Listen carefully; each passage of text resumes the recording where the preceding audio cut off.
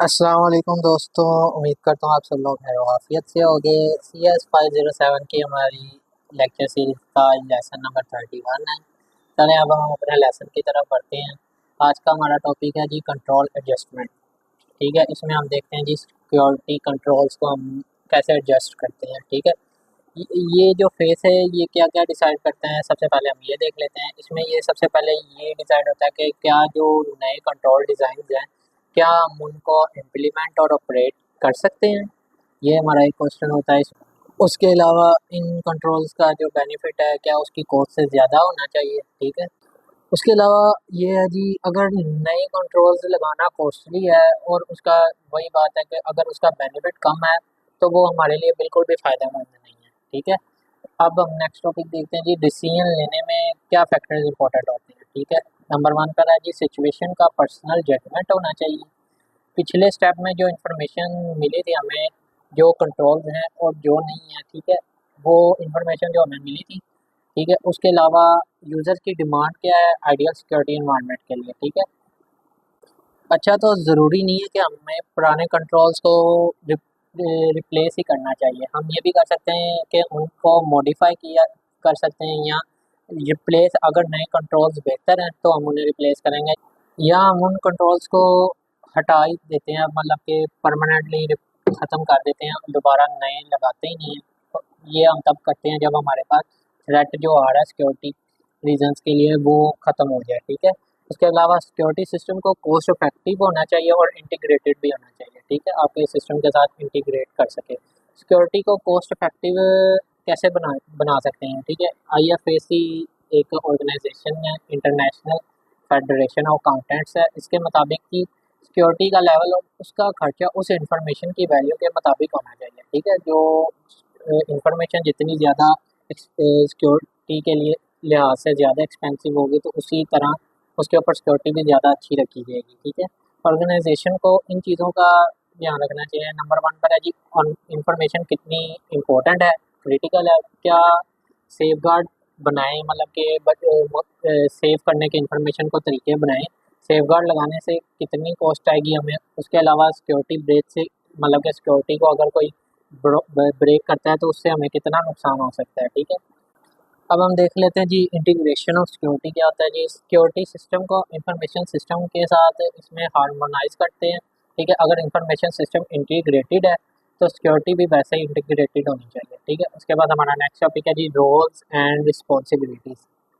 ठीक है, सिक्योरिटी तभी इफेक्टिव हो सकती है जब सब लोगों को अपना रोल और जिम्मेदारी क्लियरली समझ में आए। ठीक है, जिम्मेदारियाँ कौन कौन से लोग संभालते हैं जी, अब हम उन्हें देखते हैं। एग्जेक्टिव मैनेजमेंट नंबर 1 पर है, पूरी ऑर्गेनाइजेशन की सिक्योरिटी की जिम्मेदार होती है वो।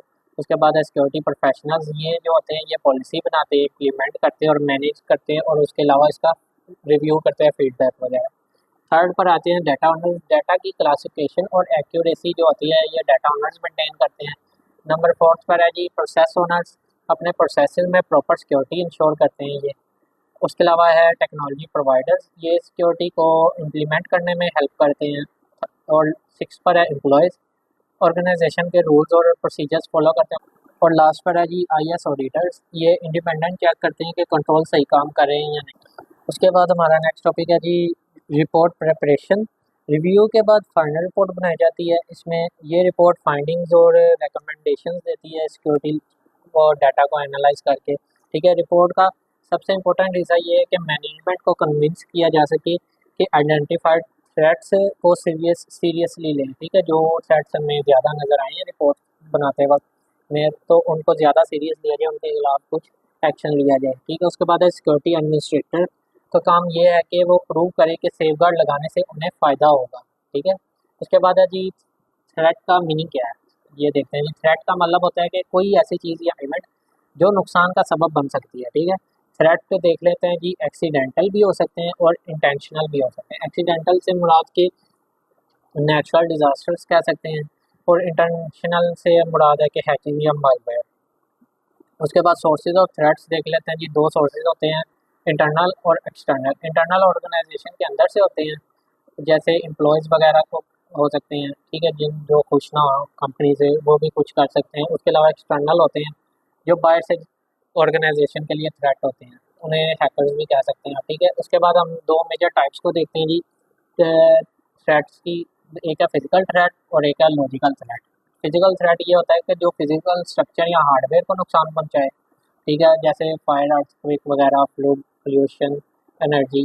और जो लॉजिकल थ्रेट है वो जो सॉफ्टवेयर डाटा या अफेक्ट करती है बिना फिजिकल प्रेफरेंस के, जैसे वायरस हो गया, बॉम्ब्स हो गए और हैकिंग टूल्स वगैरह हो गए। अब हम डिटेल्स ऑन फिजिकल थ्रेट्स देखते हैं जी। नेचुरल डिजास्टर से होने वाले नुकसान, इसमें फायर फ्लड वगैरह आ जाते हैं, वही जो हमने ऊपर देखा है, जो हार्डवेयर को डैमेज कर सकते हैं। उसके अलावा पोल्यूशन है, पोल्यूशन भी हमारे हार्डवेयर को अफेक्ट कर सकता है, जैसे डस्ट आ या ह्यूमिडिटी आ गई, ठीक है, नमी आ गई इन्वायरमेंट में, तो उससे भी हमारे जो हार्डवेयर की चीज़ें हैं वो ख़राब हो सकती हैं, ठीक है। तो उसके बाद हमारा नेक्स्ट टॉपिक है एनर्जी वेरिएशन। एनर्जी प्रॉब्लम से भी हार्डवेयर और सिस्टम दोनों ख़राब हो सकते हैं, ठीक है। टाइप्स ऑफ एनर्जी वेरिएशंस को हम अब देख लेते हैं। तीन टाइप्स हैं जी, सर्ज या स्पाइक, पावर अचानक से ज़्यादा हो जाती है, ठीक है। उसके अलावा सैग्स, ब्राउन आउट, पावर अचानक से कम हो जाती है, ठीक है। और उसके अलावा ब्लैक आउट, ठीक है, पूरी तरह से बिजली मतलब कि पावर शट डाउन हो जाती है, ठीक है। ये तीन है, ये इंपॉर्टेंट है, आप याद रख लीजिएगा। उसके बाद है जी इनके सोल्यूशन देख लेते हैं, ठीक है। सोल्यूशन है जी यूपीएस, इसकी फुल फॉर्म है जी यूनी इंटरप्टेबल पावर सप्लाई, ठीक है। यूपीएस का तो आप सबको पता ही होगा। उसके बाद है जी voltage regulator and circuit breakers. अगर सर्किट ब्रेकर्स भाई अगर पावर कमी ज़्यादा हो रही हो तो फिर सर्किट ब्रेकर्स खुद बहुत पावर को ऑफ कर देते हैं। उसके अलावा मैनुअल डिटेक्शन, डीएक्टिवेशन जो है, पावर डोर्स को मैनुअली खोला जाता है अगर कोई फायर वगैरह लग जाए तो, ठीक है। उसके अलावा फायर एक्सटिंग्विशर्स और अलार्म जो है कि जो अगर कोई पावर फेलियर हो जाए या फायर आग लग जाए भाई, तो वो उस टाइम पे काम आते हैं अलार्म्स वगैरह, ठीक है, ताकि हम अपना नुकसान होने से बचा सकें। इसी के साथ हमारा लेक्चर कंप्लीट होता है। वीडियो अच्छी लगी हो तो चैनल को सब्सक्राइब ज़रूर कीजिएगा, ताकि आपको हमारी आने वाली वीडियोस टाइम पर मिलती रहे। शुक्रिया।